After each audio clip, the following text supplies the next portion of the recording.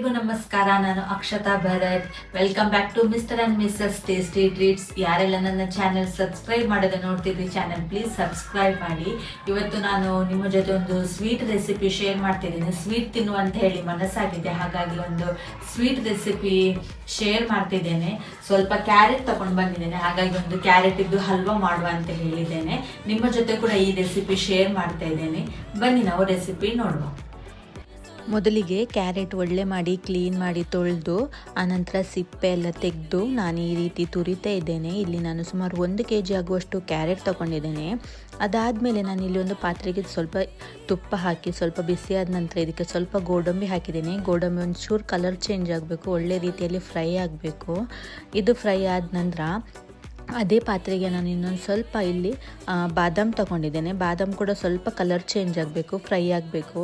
ಅದನ್ನು ಕೂಡ ಈಗ ಸೈಡಲ್ಲಿ ತೆಗೆದಿಟ್ಟೆ. ಇವಾಗ ನಾನು ಇಲ್ಲಿ ದ್ರಾಕ್ಷಿ ತಗೊಂಡಿದ್ದೇನೆ. ಈ ದ್ರಾಕ್ಷಿ ಕೂಡ ಇಲ್ಲಿ ಫ್ರೈ ಮಾಡಿ ಸೈಡಲ್ಲಿ ಎತ್ತಿಟ್ಟಿದ್ದೇನೆ. ಇವಾಗ ಅದೇ ಪಾತ್ರೆಗೆ ಇನ್ನೊಂದು ಸ್ವಲ್ಪ ತುಪ್ಪ ಹಾಕಿ ನಾವು ತುರಿದಿಟ್ಟಂತಹ ಕ್ಯಾರೆಟ್ ಅಂತ ಉಂಟು ನೋಡಿ, ಅದನ್ನಿಲ್ಲಿ ಸ್ವಲ್ಪ ಫ್ರೈ ಮಾಡಬೇಕು. ಅಂದರೆ ಇದರದ್ದು ಕಲರ್ ಸ್ವಲ್ಪ ಚೇಂಜ್ ಆಗಬೇಕು ಮತ್ತು ಇದರದ್ದು ಹಸಿ ವಾಸನೆ ಎಲ್ಲ ಹೋಗಬೇಕು.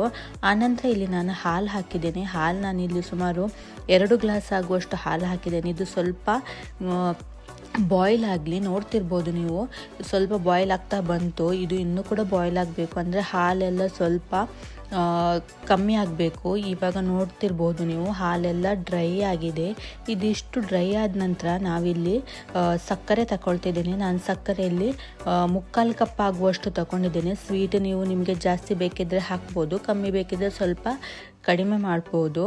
ಇದು ಸಕ್ಕರೆ ಹಾಕಿದ ನಂತರ ಇದು ಸ್ವಲ್ಪ ಇನ್ನೊಂದು ಸ್ವಲ್ಪ ನೀರು ಆಗ್ತದೆ ಸಕ್ಕರೆ, ಆವಾಗ ಇನ್ನೊಂದು ಸ್ವಲ್ಪ ನೀರು ಆಗ್ತದೆ. ಅದು ಕೂಡ ಒಳ್ಳೆ ರೀತಿಯಲ್ಲಿ ಡ್ರೈ ಆಗಬೇಕು. ಅಲ್ಲಿ ತನಕ ನೀವು ಸ್ವಲ್ಪ ಡ್ರೈ ಮಾಡ್ತಾ ಇರಬೇಕಾಗ್ತದೆ. ಇವಾಗ ನಾನು ಲಾಸ್ಟಿಗೆ ಸ್ವಲ್ಪ ಏಲಕ್ಕಿ ಪುಡಿ ಹಾಕ್ತಾ ಇದ್ದೇನೆ. ಸ್ವಲ್ಪ ಏಲಕ್ಕಿ ಪುಡಿ ಹಾಕಿದರೆ ಪರಿಮಳ ಒಳ್ಳೆ ರೀತಿಯಲ್ಲಿ ಬರ್ತದೆ, ಟೇಸ್ಟು ಕೂಡ ಒಳ್ಳೆ ರೀತಿಯಲ್ಲಿ ಬರ್ತದೆ.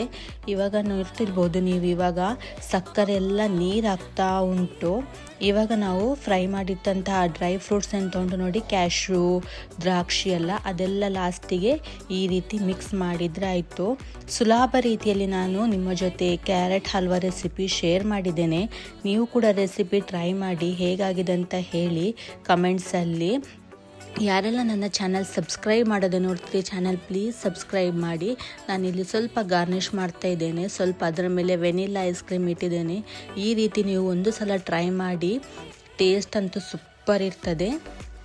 ನೆಕ್ಸ್ಟ್ ವಿಡಿಯೋದಲ್ಲಿ ಸಿಗ್ತೇನೆ. ಟಾಟಾ, ಬಾಯ್ ಬಾಯ್.